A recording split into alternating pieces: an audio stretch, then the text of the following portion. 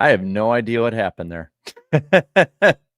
No idea. It glitched out, but we're here. I guess that's a way to start it off. How about that? Countdown. Who cares? We don't need to do a countdown. It's pre-race. We'll glitch the hell out. That's a great start to the day, a chaotic start to the day for Talladega Sunday. How's it going? Out of 10, how bad was that open? Oh, get it out of the system now. Yeah, timer. Yep, exactly. Hey, there's my wife. Yeah, the timer was like, no. The timer said, nah. 10, it was so bad. It was bad. I can hear her laughing in the other room. It's funny, actually. Quick aside, was we'll let people come on in. When I was going yesterday for the Xfinity post race, I kept hearing this like high pitched squeal in the other room, and I thought my daughter was crying. Turns out my wife had me on the TV, and she was getting all excited. So that made my night. Like my night just got better from there. But enough about me. There's plenty of stuff I can talk about with that. We have Talladega coming on up, and I already see kind of not wrong. I mean, can't wait to watch fuel saving mode. And yeah, you got F1 Coda against the Cup race head to head. We'll actually talk a little bit about what F1's decisions have been lately and how that affects NASCAR. But I want to talk about the NASCAR side first. Obviously, this is Talladega Sunday. Should be a national holiday. Real Americans watch Talladega. And are you shocked that I like the Jack Link's car too? Let's go through the starting grid of this race. Michael McDowell supremacy on the pole. Then you got Chase Briscoe, Kyle Busch, Cindric, and Priest the top 5. Barry in 6th. Bell, Blaney, Herbst, and Bubba Wallace the top 10. In row 6, we have Alex Bowman with Custer.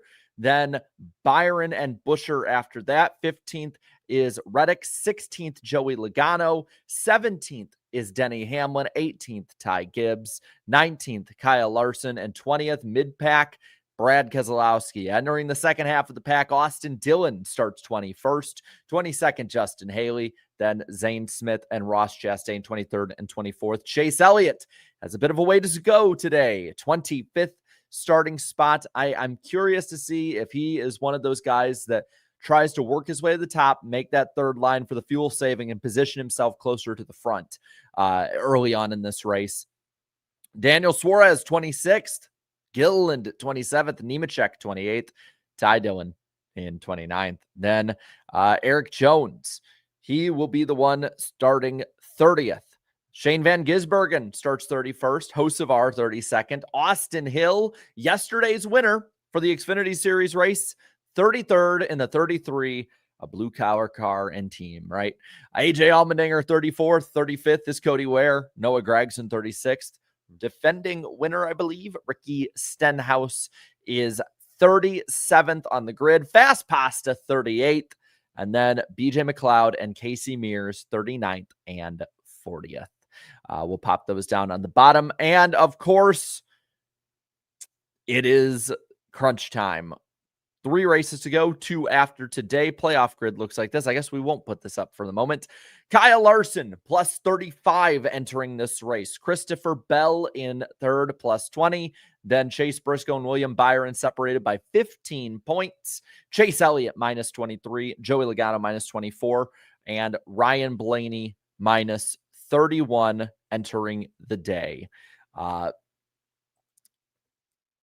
Anything can happen. I think if this weekend has proven anything, I think the jitters have gotten to a lot of people in the trucks, Xfinity, and I fully expect, maybe not at the start, but I fully expect it to happen at some point during the Cup race today. We've seen, I think, a little bit more chaos on that side of it, and it breaks out kind of in clusters almost. So I fully expect someone from those top 3 to probably be involved in some sort of issue today. And I fully expect somebody from those bottom 4 to pop off. Joshua Boston here says, entering this race, Larson leads by 1 point over Byron. Bell, 24 back. Hamlin, 44 back. 46 is Blaney and Elliott, 59. So buckle up, hang on. These last 1,000 laps are going to be an absolute slugfest for the title. That, of course, is talking about points scored on the year, which I believe Larson and Byron have the same amount so far this year. I know Jeff Gluck was really pushing that. Shocking. But storylines heading into the day. The last 5 winners, only one of them is a playoff eligible driver currently, because you had Austin Cindric winning in the spring. You had Ricky Stenhouse winning this race last year. Reddick in the spring of 24. Ryan Blaney 2023 was the only one of the last 5 that's currently still in. And Kyle Busch spring 2023 seems so long ago for all of you Kyle Busch fans. That was the last 5 there. And it's a bit of a split too, because you have, I believe, 2 Fords, 2 Chevys, and a Toyota. So maybe, I guess, if you want to fill in the blanks and the patterns, maybe it's Toyota's turn. Maybe. Who knows? Now, looking into the race itself, a little bit of info going in. 188 laps. Stage splits. I swear, I grew up speaking English, but you wouldn't know based on how I get over myself. 60, 60, 68. I'm going to be honest. I fully expect fuel saving in every single stage. I don't see how they're split like that, how you don't get some fuel saving going on. There was, it was a bit better at Daytona, but the cautions had to fall at the right spot. And you don't get it at Atlanta, but the racing's good enough you can move your way up through the pack. Talladega, for some reason, has lagged behind. It's been frustrating. I'm not crazy about any of that. I don't want there to be fuel saving, but I fully expect 3x3x3 or 4x4x4 at some point in each stage, and then green flag pit stop somewhere in the middle. I think at least one of the stages will go caution-free. I think one of them might get split up in there, and maybe we might have some decent racing.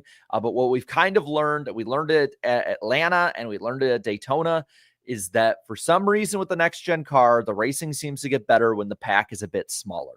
Maybe we just need a big-ish enough one. I don't know.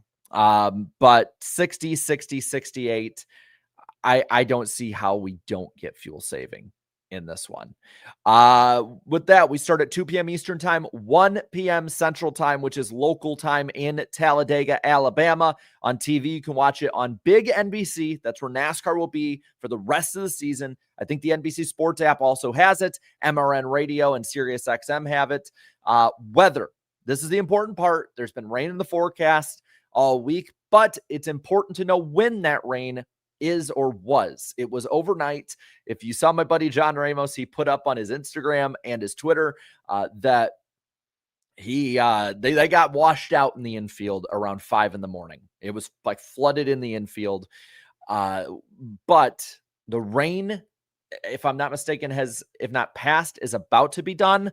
1 p.m. local time, it will be at the start of the race, 73, partly cloudy, 1% chance of rain according to the Weather Channel and the National Weather Service. And I looked all the way through the rest of the daylight hours, and it's the same the rest of the day. Actually, it gets sunnier as the day goes on. There should be no problem weather-wise getting this race in unless there's just some freak pop-up storm or shower out of nowhere. I don't think the conditions are really set up for that. Right now, we're getting the last bit of rain here in Tennessee that Alabama got hours ago. Like at least the top end of that thing. It's been moving kind of through, and the southern end is moving through, I think, a little quicker, at least last time I checked with that. Now, it came up yesterday. Luckily, we didn't have to have it impact the race. Sunset is 6:06 Central Time today, or local time in Talladega, 7:06 Eastern Time. So I would assume that's going to be, again, roughly around where NASCAR has the cutoff. There will be a lot of wind today. That might be the only weather issue. And I see, in their 40-mile-an-hour winds. I don't think we're going to be setting any track records today, or at least next-gen track records. And I really hope that, because I'm seeing it pop up saying that the Wi-Fi screwing up, I'm really hoping we're good to go. The only thing I think that'll be left over from the rain that will affect the race is if the cars wreck into the trioval grass, you could maybe get some cars getting stuck today. I think that is something that could definitely happen. Would the finish be on NBC or moved to USA? I believe it shouldn't sunlight wise. I don't think that window should really get too far into the Sunday Night Football window.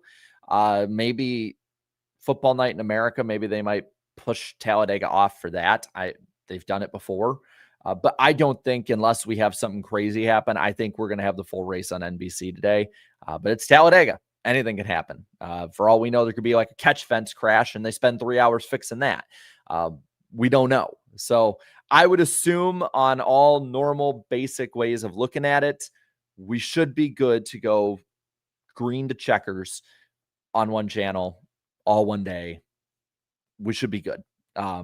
Which I'm a little jealous that all my friends that are going to be out there, because there's so many times I've went out to Talladega and it's rained, or it's been moved to a different channel, or there's been crazy stuff happening that just kind of like messes with it.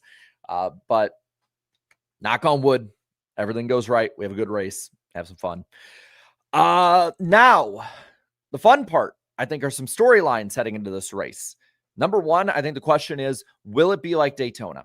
I thought Daytona personally was a really, really fun race. I thought it was better than last year's Daytona race. I thought it was, I would argue, if you're looking at Daytona, Talladega only, of the super speedways, of the traditional super speedways, I thought it was the better, the best of those ones, actually, I should say. Not better. It was the best of those ones.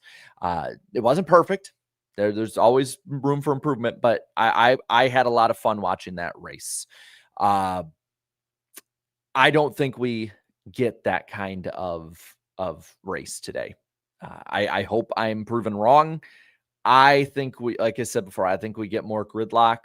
I think we get fuel saving, and I think we get whoever gets the better push at the end is the one who's going to win this race. Now, we have seen guys be really good at positioning themselves to be one of the guys to get the push at the end. And I wanted to kind of look into this really quick. So I have the average finishes in the next gen era of all 8, or I should say all 8 playoff guys. We'll add Denny Hamlin into this, even though for him it's just gravy. The way the system works, this race in Martinsville really don't matter for him. And then I also have, after that, the top 7 outside of the playoffs and what their averages are. So in the next gen era, William Byron has a 7.0 average finish since 2022 at Talladega Super Speedway. It is unbelievable how good he is. I want to point this out, though. Of the top 5 current drivers in the Cup Series, 4 are Hendrick Motorsports drivers at Talladega for average finish. The Hendrick cars, they might not be the dominant ones, but they managed to be up towards the front at Talladega in these races. They managed to stay out of the majority of trouble because Chase Elliott, 10.0 in the next gen era. Kyle Larson, the worst of the Hendrick cars, 13.9. Their teammate Alex Bowman, 13.0.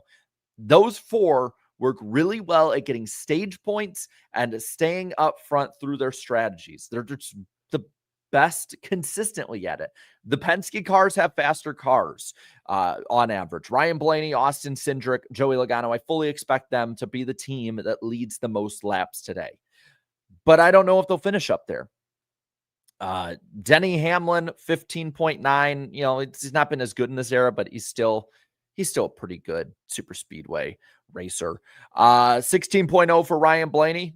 Checkers or records for Penske, man. Chase Briscoe, 17.3, right around the same way. But at the same time, most of that has not been with Joe Gibbs Racing, so who knows where the changes could be with all of that. Christopher Bell, a flat 20.0. Not what you want to see if you're a C-Bell fan today.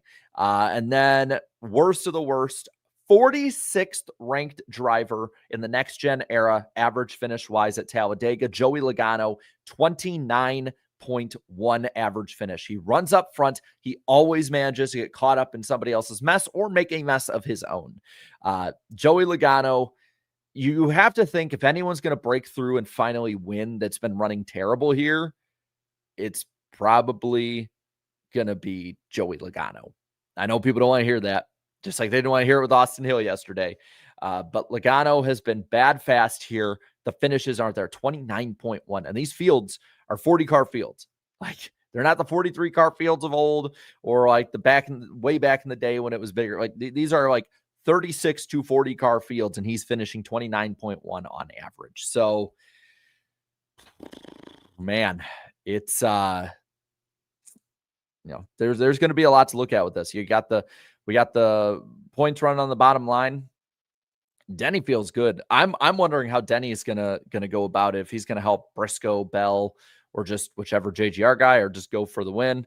And yeah, fair point. Joey Logano has flipped here. He's done everything but win and run well. But the way that this field looks, I could see it so jumbled up of these top 8 guys. I really could. You got, of these guys up here, I'll just read in the order of these drivers what their average finish at Talladega is in the next gen era, from Kyle Larson all the way down. So Larson is a 13.9, Bell 20th, Briscoe 17.3, Byron 7.0, Elliott 10.9, Logano 29.1, Blaney 16.0. And remember, it's Talladega, so you got to take it with a grain of salt that like something around a 16th, 17th is actually not that bad here. I think it's going to get shuffled up. I think at least one, maybe two that are in that top 3 could get shuffled down and out of the top 3 heading in, whether it be from a winner, whether it be from points. Stages are going to be really important. I wouldn't be surprised if, because this is a straight up fight. It is 3 at HMS. Of course, counting Denny Hamlin, it is 3 at JGR. It is 2 at Penske. And then they each have one teammate, technically 2 with Penske when you count Wood Brothers, that could help them out. I could totally see all 3 of them taking completely different strategies, trying to beat the other. I believe Toyota does not have the numbers, so they're going to have to work with other teams. It's going to be interesting to see, do you just work with who you're with, or do you try and not help Penske and Hendrick? Or is it just a necessary evil for you guys, that are there? But it's not just playoff guys out there. There are 32 other drivers who have just as good, maybe some of them a better chance at winning than those 8 or 7 guys in contention. Alex Bowman has the best of the non-playoff guys when it comes to average of a 13.0. Eric Jones, a 14.6. He's been pretty decent. It seems like every time we're at Talladega, he's running up front. Todd Gilliland, 14.7. Stenhouse, 15.1. Cindric, 16.7, right around where Ryan Blaney is. To put it in perspective, Justin Haley, 16.9, and Daniel Suarez, 17.0. The non-playoff guys, I think, have a really good shot at winning today. That's not even counting some of the guys who, while they might not have the best average, are really good at super speedways. Your Kyle Bushes, your Brad Keselowskis, just the RFK fleet in general when they're not flipping inspirational priests. Though there are a lot of very competitive teams out there that might not get the finishes all the time, but could pop up. Noah Gragson, somebody that I think could pop up at any point. Hocevar is somebody. I want to see how Shane Van Gisbergen races this. He's got momentum on his side, not really affecting how much would happen with Talladega. But I would like to see, can he continue that going? Can he get another top 10 or something like that? Can he compete for a win maybe? The Trackhouse cars in general, I had mentioned in there, Daniel Suarez, the 17.0. Ross Chastain has won here before. So, NBC is going to be like playoff, over and over again. And I get why. It is crunch time of the year. This is probably the time of the year it's most justified to do that. But it is not just those 7 guys they're going to be focusing on. There are a ton of really good drivers through the pack. I mean, the RCR team in general is probably going to be pretty competitive today. With Trackhouse starting to the back, how do they make their way forward in this race? There are a lot of you that watch me always ask, like, hey, I'm not a fan of the playoffs, but what can I look for that'll keep me invested? These are storylines keep you invested. RCR guys, Kyle Busch, can he break the winless skid? This is his probably last shot of the season. Let's be honest. RFK Racing, bring it up here. RFK Racing. Can Bad Brad go out and win for the first time in over a year? Ross Chastain, can he end on a high note after the season not ending probably the way that he and that team would want? Can there be maybe somebody that's been flashy all year, like a Carson Hocevar, goes out, gets his first career win? What a story that would be to finish off the season. There's so many different stories at Talladega, and I get it's gridlocked, but so much can happen at Talladega. Anyone can win nowadays more than ever. Look at the last lap of the Daytona 500 this year. Look at the way that race ended, where it was basically, if you missed the wreck, whether you're running 8th when it happened, or whether you were running in the teens like some of the others that finished in the top 5 in that race, it can happen more than I think in just about any other time in NASCAR modern history. In the last 20 some years that I've watched, I think that right now is, in a lot of ways, can be the biggest crapshoot, because all it takes is one bad crash with the front 2 guys, then you have a 30-car wreck, and anyone from there could end up winning this race. Maybe Ty Gibbs. Maybe he could. Bowman is my pick today. I think that if anyone's going to really throw a monkey wrench into this whole thing, it might be Alex Bowman. The Hendrick cars have been that good. And if you get stuck in the wrong line, you can't just bail on your teammates. So, there is a lot to it. Jimmy Johnson, 3rd in the Daytona 500. He was not, I don't think, anywhere near 3rd on that last lap before then. So, there is a lot that can happen. Yeah, Bubba Wallace could definitely win. This has been the best season of his career, and he probably should have made it this far based on how much speed that team has had for most of the season. So, there's a lot of things to look at, and there's a lot of things you can have fun with this race. You could probably make a lot of talking points out of just about any driver. Now, do I think Casey Mears is going to win, or McLeod? Like, no. Like, I love BJ. I mean, how can I not love BJ McLeod? I don't think he's going to win today. I would love to see him or Casey Mears win. I think that would actually be really awesome. You would see me come on after the race and the post-race show that we always do, and we will do today. And that link will probably be up around the time we go green. You will see me come on probably screaming on how happy I am. I would love that. I don't think it's going to happen. I don't know I don't know. For those who bet, if I put like 100 on Casey Mears, how much would I win? Because I feel like that would be one of them that, well, the bet, I gotta say, the books have really shifted. Because I remember I won over $1,000 on an Austin Cindric bet at Gateway a couple of years ago on him winning. And ever since then, and then I remember I think it was like I was close to winning like 10 grand if Cody Ware won at Daytona a few years ago, and he finished like 3rd or wherever the hell he finished in that race. He was like running in up front because there were only like 10 cars left. They've really shifted it since then. After that one dude won $1 million on a NASCAR parlay, the books decided to give a big middle finger. That seems about right. 3,000 to win from $100 bet. Yeah, fingers crossed it does have a green finish. Good to see you, man. I saw some people too like, oh, we do pre-race for bigger races end of the year. Like, we'll do it for Martinsville and Phoenix. I almost said Homestead because it should be the finale. It should never have left Homestead. But yeah, we'll do pre-race for the rest of the Cup season.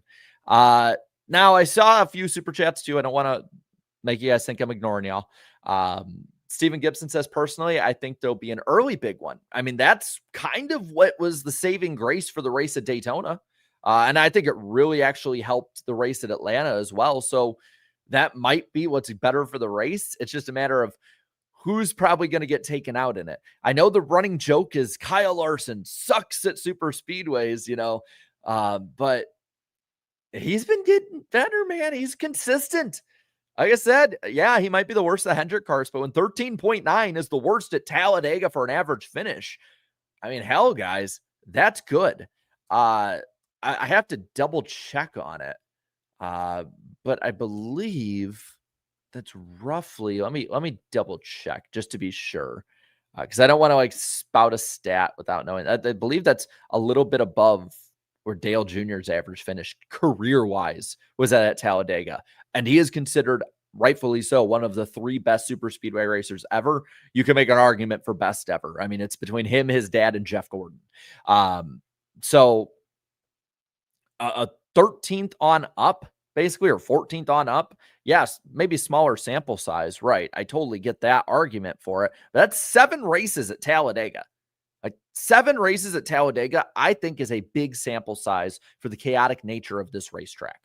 7. I'm just gonna say, don't be surprised if we come on in but 6 hours, 5 hours, whatever it might be after the race, when we come on 10 minutes after like that, and I'm saying Kyle Larson has broken the curse. He won his first super speedway race. Like, I don't be surprised. He has been under the radar at these tracks for a while now. And eventually, when you're under the radar, you cash in. Look at Kurt Busch, for instance. He was under the radar for years at Daytona, cashed in and won the race. There's countless stories that are like that. He's just the one that, to me, that's a shining example. I have no delusions that Kyle Larson is going to go out and be like 2002 Dale Jr. or like 1993 Dale Earnhardt or like 2007 Jeff Gordon. But nowadays, you don't have to be one of those drivers anymore to win here. It's the cold hard truth. You just got to be in the right spot, and you got to be up front a lot. And the Hendrick cars have been that way. Young Money, fittingly enough. Do you think we'll have a new or first-time winner today? Also, do you think the big one will happen? I think the big one is almost a for sure thing with the desperation moves that a lot of these guys are going to have to pull, and the desperation moves that the guys outside of that championship window will pull. I mean, if Kyle Busch is 3rd on the last lap, do you not think he's going to try and make some bonsai move for the win? Like, the man hasn't won since the Dust Bowl. Like, he's going to want to go after that win. And when you make desperate moves, you make crazy moves, crazy things happen. So I totally think the big one's probably going to happen. Do I think we see a newer first-time winner? First time, I personally don't think so. New winner for this year? Totally could. So I think it's going to be more chaotic. Andrew, I just wanted my cheese most of the field after they crashed today. I need to get that as a sounder. I really do. Stephen Another here says Talladega needs lights. Yeah, it goes against their tradition crap, but the Cup date needs it if possible. Leave trucks, ARCA, Xfinity in the daylight, finishing at the start of the night. The way the boulevard still pops. That way the boulevard still pops. I think that's one that actually, like, they have kind of said, just because of how, I don't know what the best way of saying it, but just kind of how run down and bad the area is. They really can't build it. I mean, like a lot of y'all, if you've been to Talladega, like that, it fits every stereotype story you hear about Talladega. You hear about, Alabama like that. If they're able to get the grid up for it, I think having lights at the very least, because I love it being in the daytime. I love daytime racing. I personally think outside of a couple races in the season, night racing is generally kind of overrated. Personally, it's fun. It's more fun at the track for me than away from the track. I'll just say that. But I do think that at least having the light set up, or having a better light set up, so that you don't have to just stop the race as soon as you get to the darkness window, you can at least push the window back a little bit. I'm all for that. That this time of year and in general, but especially this time of year, it's just, it doesn't make sense to race at night, just because you get the big NBC window during the day. You would get pushed to USA, or you just have to have Talladega on USA, which I don't want to do. But I do think maybe, at least adding enough that we can extend the window a half hour, an hour into the night. That I think that would be, I would prefer that. I'd be okay with that. I just wonder if the area can sustain it. Let's see. Tim from Tennessee says Blaney about to have 10 DNFs and still win the championship.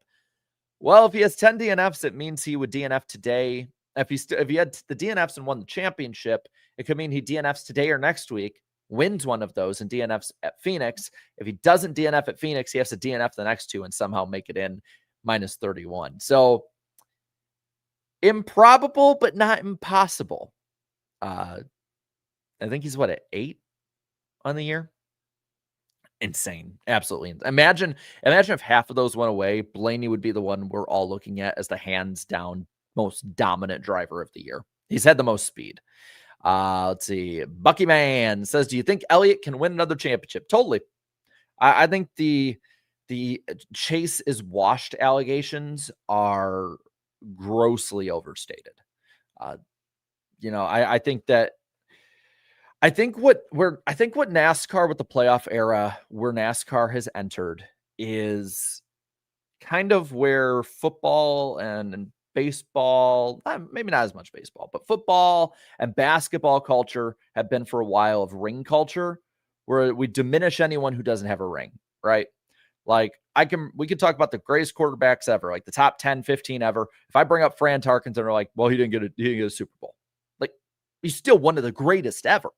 He's still one of those that's consistent each year. Chase Elliott is still one of the 5 to 7 best drivers every year, right? And when you're consistent, even though they're not maybe having the winning speed as much, he has been consistent. He has been up there, and he could easily have 2 or 3 more wins this year. And the narrative would be completely different. I mean, just Dover in general, had that race went differently, the narrative's completely different.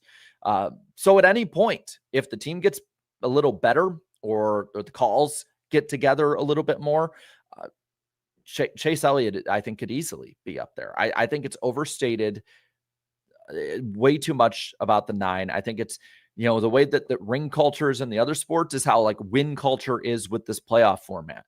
We disregard good or even great performance if there's not many wins attached to it. So I totally think he can win another championship. He's young. He's got plenty of time. He's racing for the best team in NASCAR history. I think it's foolish to think that Chase Elliott can't win another championship under any system, regardless, playoff, chase off, full season. Totally think he can win another one. Brandon says, will we see choo-choo or the 2x2 gridlock? Nowadays we don't see that much single file on the high lane. Probably gridlock. I think that the way these cars race, the fuel saving side of it, I think the only way that we see single file is if a lot of the cars get taken out and guys just are like wanting to play it safe. Like, that's the only way I could see that. Reverend Rasheem Hall Stewart, over under 15 car big one today. I'm going over. Let's put it at 15 and a half. I'll go over. I think we could see a 16 or more car wreck today. Marky Mark says, what about Tiburon International Speedway? Yeah, the super speedway we raced backwards on under the lights, 3 miles, man. That track was awesome back in the day. And then Tim from Tennessee says, sorry, meant 9. I'm not sure. Let me see. About to have 9 DNFs. Oh, and still win the championship. Yeah, that is very possible.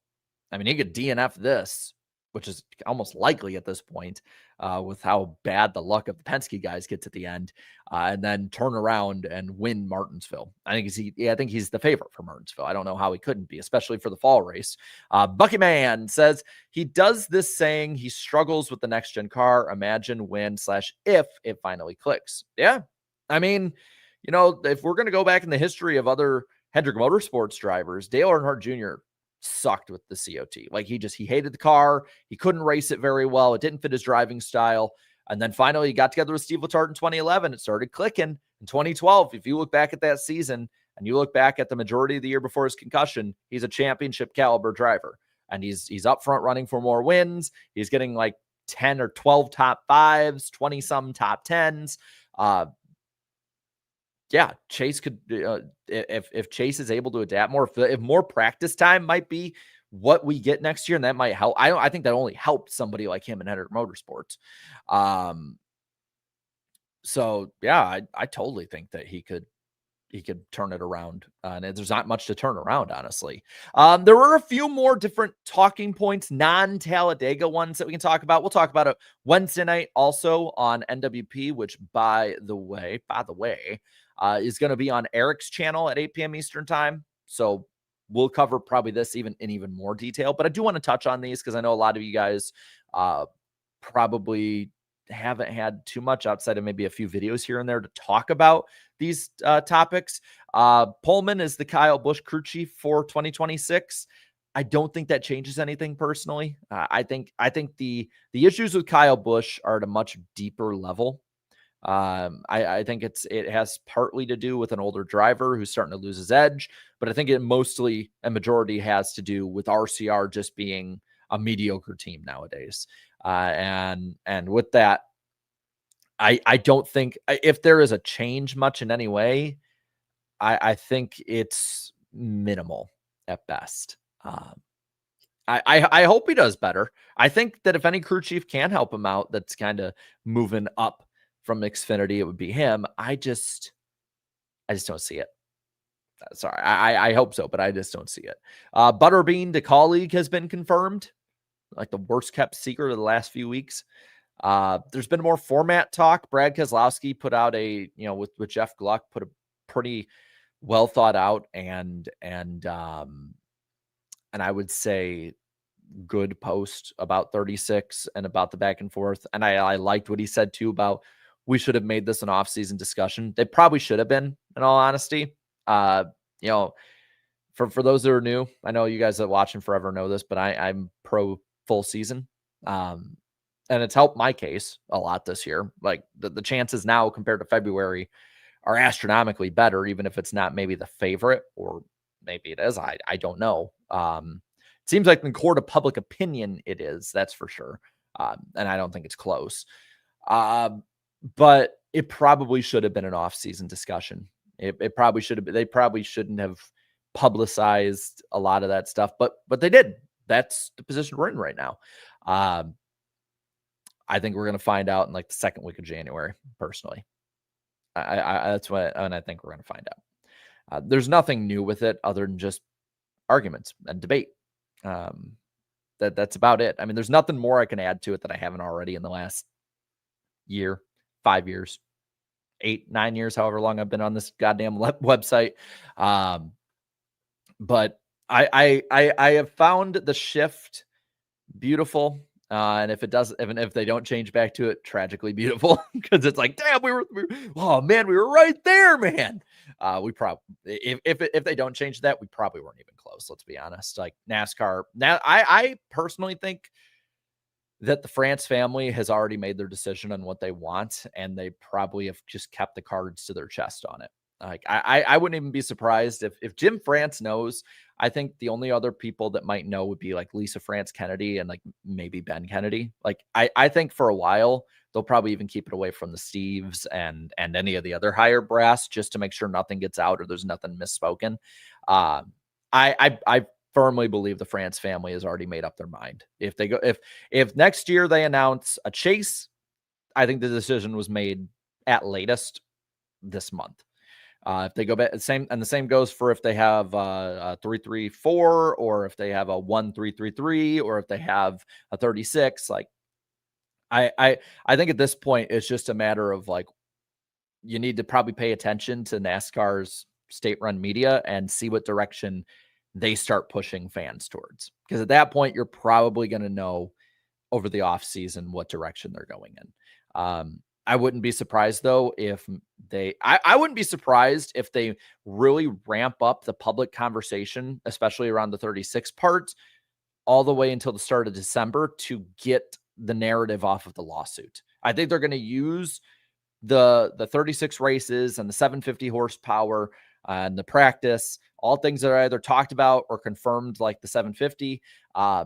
I think they're going to push those as the talking points all the way till around the start of December before we get to like the holidays, before we get to the push to Christmas in general, just to keep all of the talk away from the lawsuit talk if it goes that far, which I think it will. That's my think on it, or my thoughts on it. And then lastly, this is semi off topic, but I think it affects NASCAR in a really big way. Because while there might not be the biggest crossover, it's motorsports. There will be a crossover. Formula One has announced a 5-year deal with Apple TV to be the exclusive streamer and broadcaster of Formula One.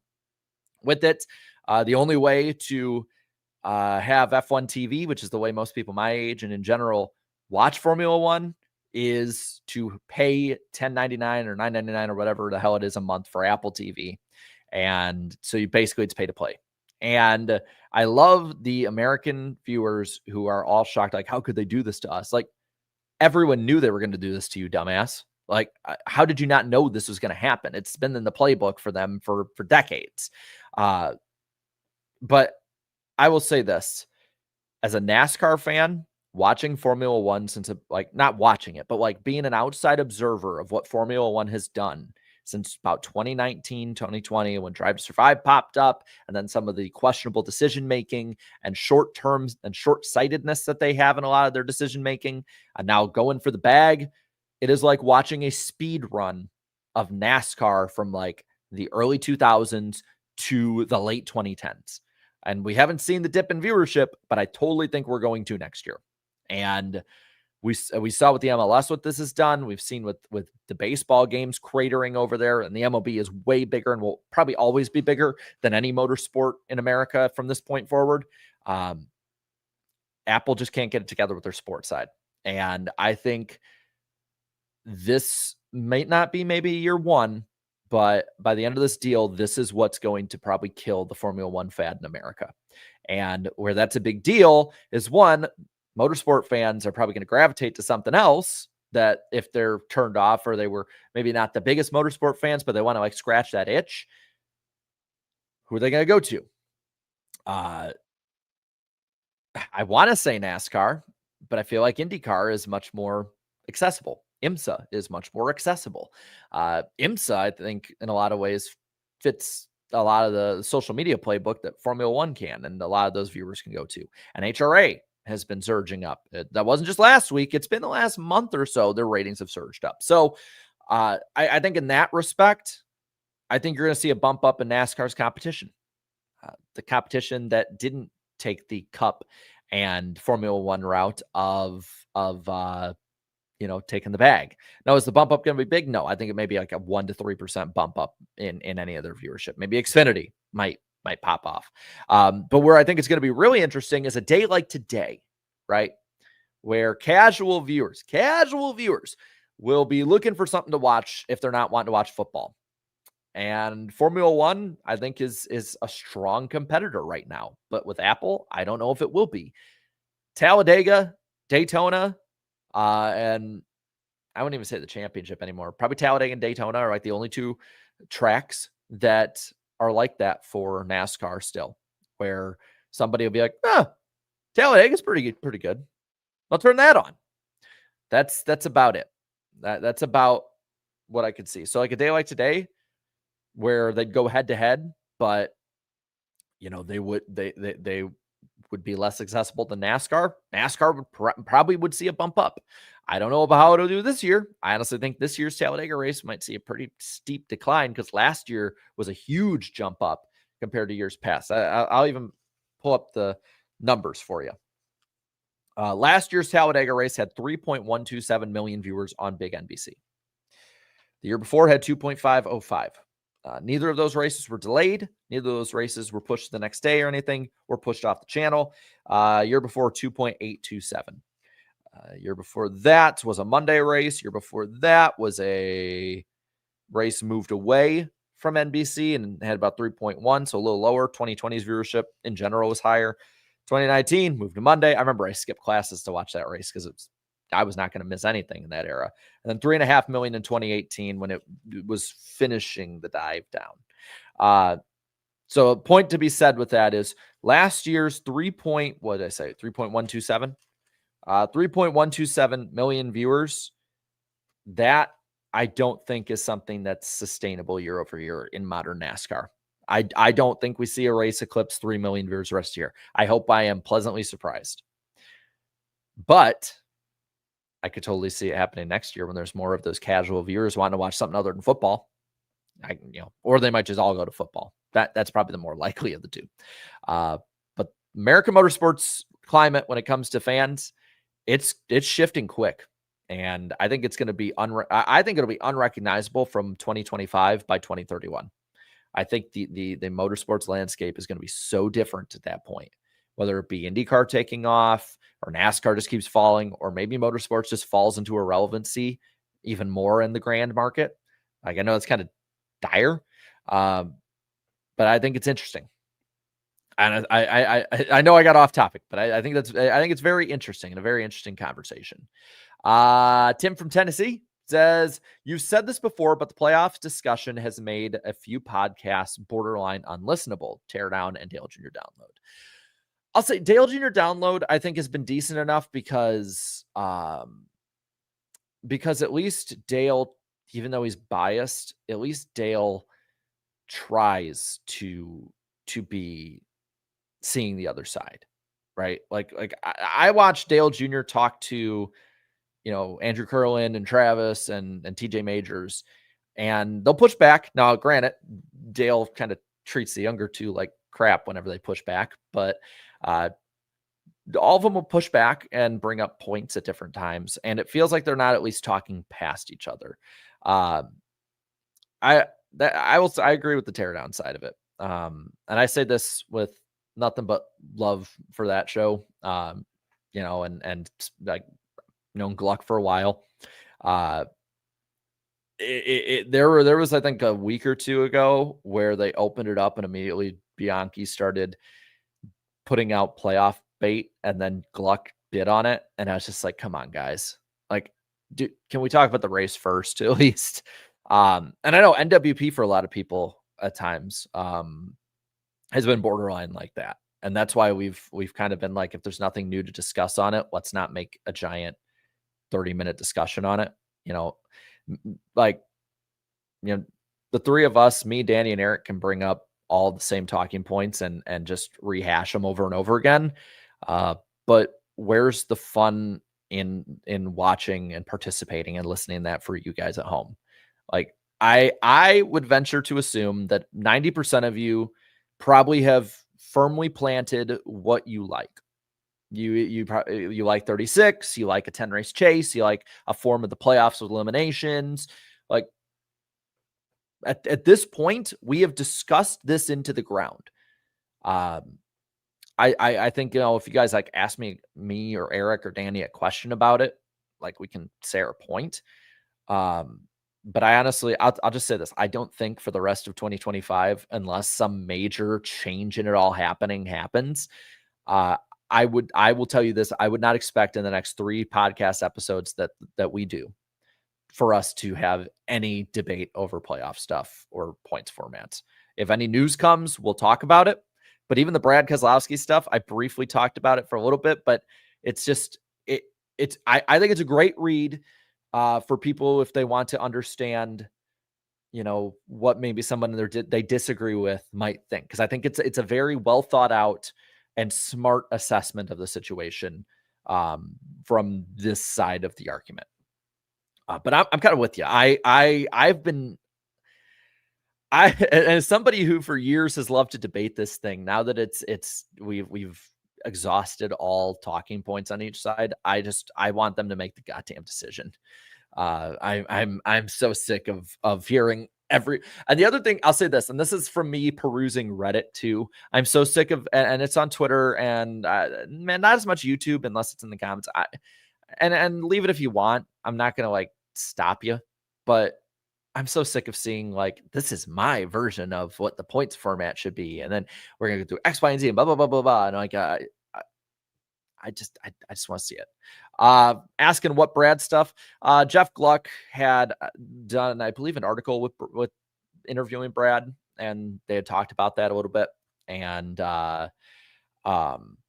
Brad had I think a 5-paragraph, very thorough reasoning for why he likes going to a full season format, and from a driver, an owner, and a fan perspective. I think it's a good read. Personally, like it just as trying to be as unbiased as possible as a NASCAR fan. I think it's just a really good read on the situation. But yeah, I'm kind of with you guys. Unless there's like some major bad thing, like I might complain about the playoffs, sure. Like, you know, if it gets really stupid, sure. But the I if we're days removed, it's just there's no point in droning on the same thing as I think talk in circles. I would rather talk about the racing to end the year because I think that Talladega, if it races anything like Daytona, would be a blast today. And we've had I personally think the last 4 or 5 or so races, I'd say personally, I would say probably everything since I don't think since Daytona, but maybe like ever since maybe after Gateway. I've had a lot of fun with all the races, and I've wanted to talk about the racing, the individual race itself. And instead, we keep having to rein it back to the same thing we've been talking about all year, and that the same thing that flared up in May and July and August. And I have fun with the racing too. I want to talk about the racing. So and now I'll probably bitch about the playoffs after this race. Who knows? But at least I'll have fun doing it. Damn it. All right. I think that's going to do it. I think I've exhausted all talking points going into this race. We will be live after the race on this channel, so be sure to be ready to go. We'll have the stream up a little bit before the race goes, and we'll go from there. Enjoy the race, everybody. Have a great afternoon, and I will see you then. So have a good one. Later, guys. Bye.